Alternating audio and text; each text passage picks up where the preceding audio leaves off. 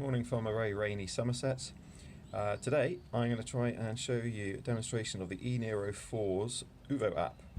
So this is a new feature of the 2020 edition of the e-Niro, which launched as the first edition this time last year, and I picked up one of the first ones on Monday this week. So the Uvo app, you install it from the App Store, and you have to do like a onboarding process with the car. Sends you a notification code, you sign up with an email address, password and so on, and then once you're all logged in, then you can remotely control your car. So I think people are most interested in those remote functions. Let's start straight off with that. So I'm simultaneously recording this on the device and from a phone, so you can see what effect it has.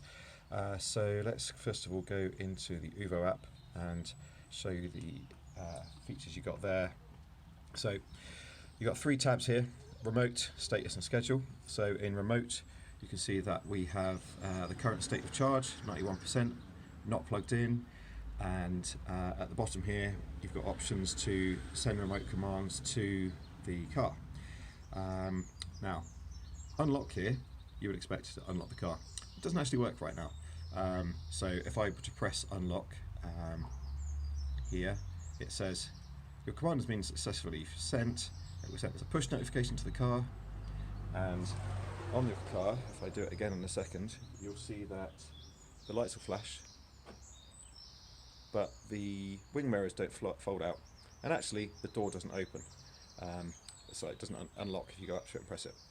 So clearly still some teething issues they've got there.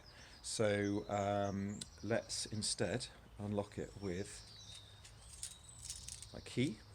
So if I take my key and unlock, see that the wing mirrors flap out. Okay, so let's try locking it instead. So if I bring the phone round, a little bit easier to see it side by side. So let's get the app in focus. So there we go. So press lock, sends a notification, and hey presto, wing mirrors fold in. Okay, let's pop this back on there so it's a bit easier to focus on. Okay, so that's lock and unlocking. Unlocking clearly not working quite right at the moment, but hopefully they'll fix that soon. So let's start some air conditioning remotely. So we want to set an in-vehicle temperature, 24 degrees, windscreen heating on, defrosting wing mirrors, rear windscreen heater, and the steering wheel heater. Press confirm, and it says again you've successfully sent your remote command. It's a bit clunky, this dialogue that pops up. Press OK, and that will then start heating inside the car. So now we are going to go into the car. So let me step over here. You notice it's still locked, so I'm going to need to unlock it with my key. Bear with me a second. So in theory we should go in and find, yeah, it just died. it was actually heating before I opened the door, and it stopped for some reason. Why has it done that? That's really annoying. Let's try that once more.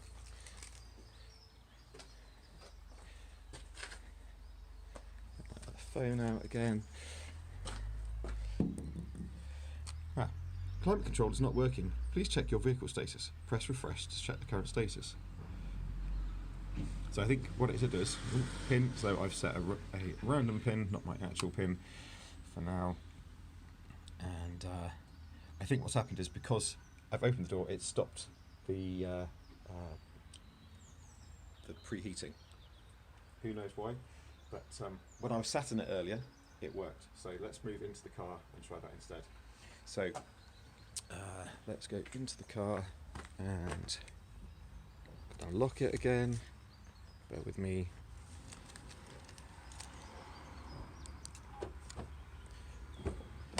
There we go. So let's try, if I lock the car, let's hope the alarms don't go off or anything like that. Right, so no sign of any aircon. Everything's turned off in here. Let's try again sending.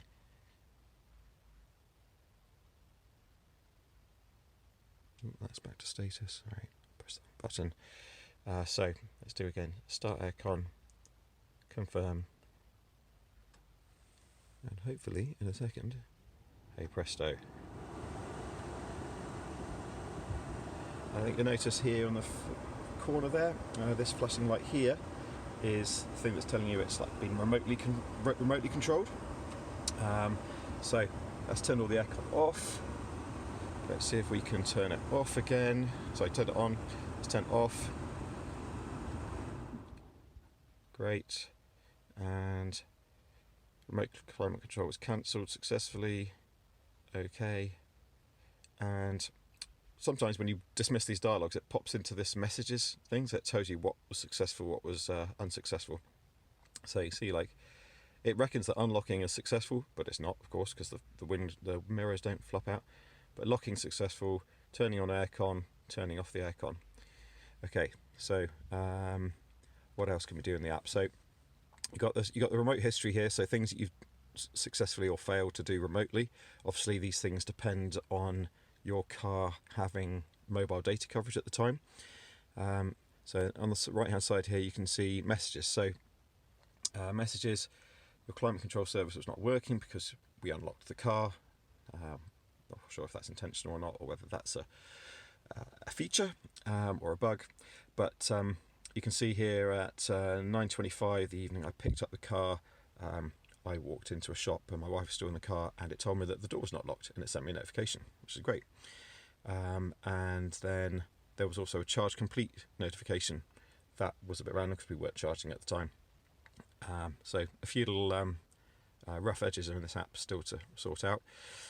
So if we go back from messages into remote, you've got start, stop air conditioning, the AC controls, and you've got start charging, stop charging.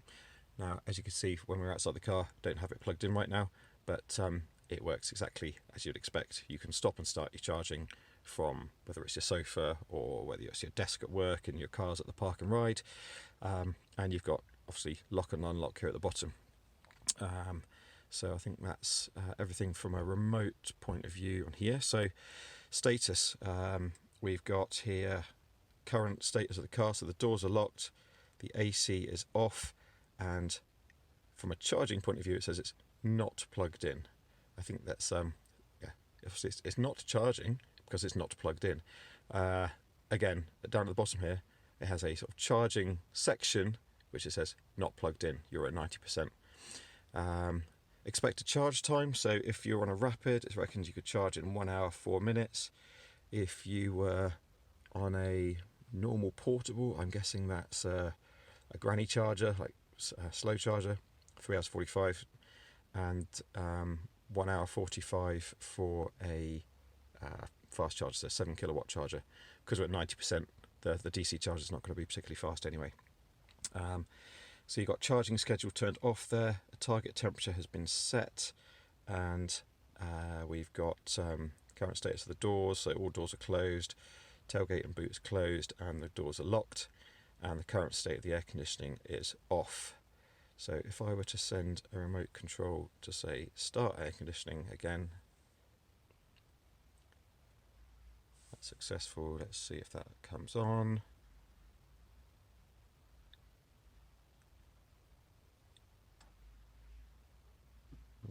There we go. Now if we go to status, just going back into messages. So back into status, and if we refresh this at the bottom,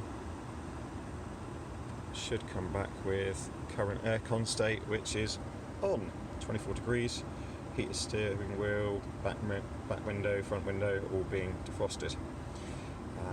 Okay, so that's remote and status. Then finally we've got, let me turn off the aircon again, just 'cause it's a little bit noisy. Let's go into schedule. So scheduled, where are we?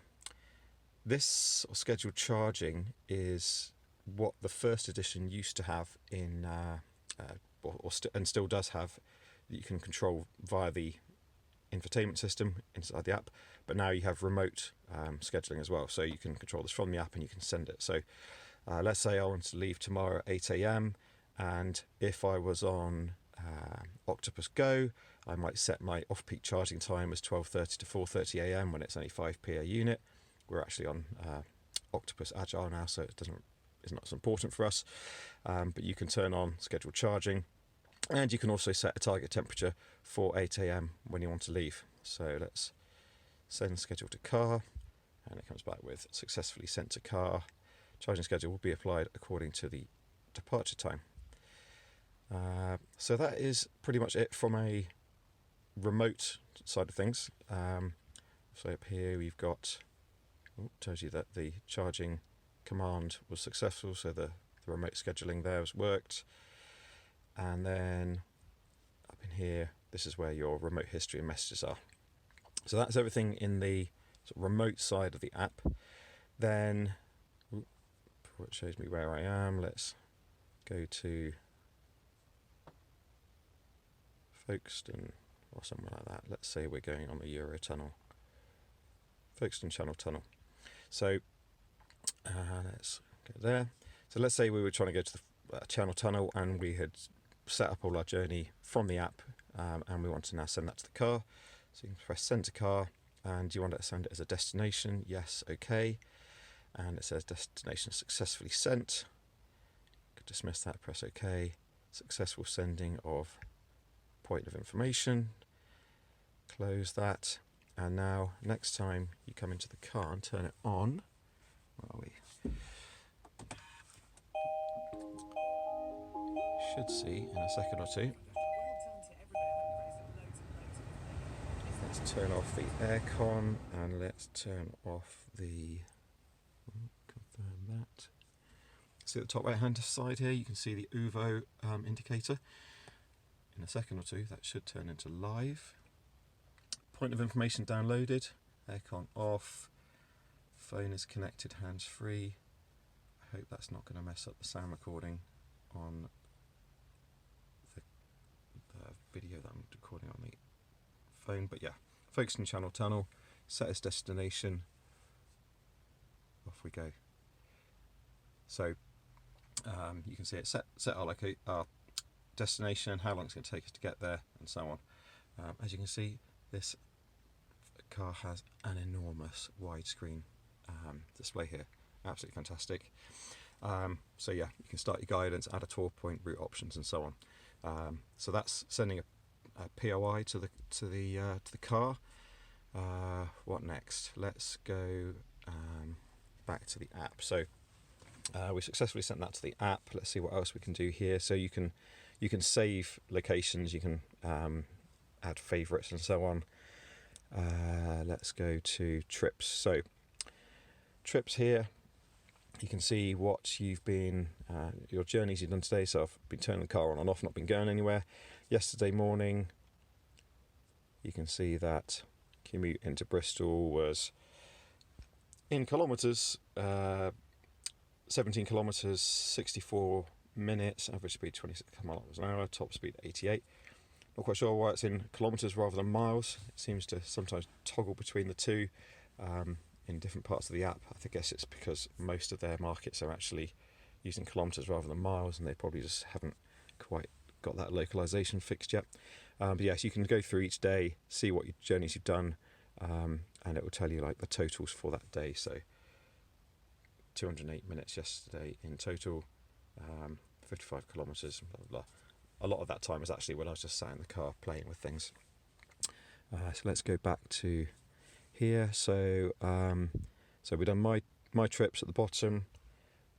Status, again, it's the thing from the Uvo app. So you can get to this either from pressing the Uvo in the middle there, or you can press the status, and then finally you've got like settings, and in there it's where you can change your so this is push notifications, so you can control whether you're getting push notifications, sound effects, and so on. Service list, let me just double check that. Okay, so this is like you can control what things. Say if you don't want to be sending your locations to Kia servers, you can disable various things there. But yeah, you can do all that from there. Let's go into the side menu here. So I'm not going to go into my account because obviously that's got my personal details in there. Vehicle report. So you can see things like your total engine on time and idle time, tyre pressure, any malfunction, brake, tyre pressure monitoring system, blah blah blah. I'm sure you can all read that for yourself. So that's a vehicle report, and I think, is there any way to refresh that? No. Total number of vehicles starts at the top there, 10. Distance travelled 55. And what else have we got? So in the side menu, at the bottom here, you can select your language and you can change your name of your car and so on. It's coming up EV19, even though I'm pretty sure I changed that the other day. I think EV service. Oh yeah, okay, so you can set your charge limit here as well. And again, enter a pin. Aha, here we go.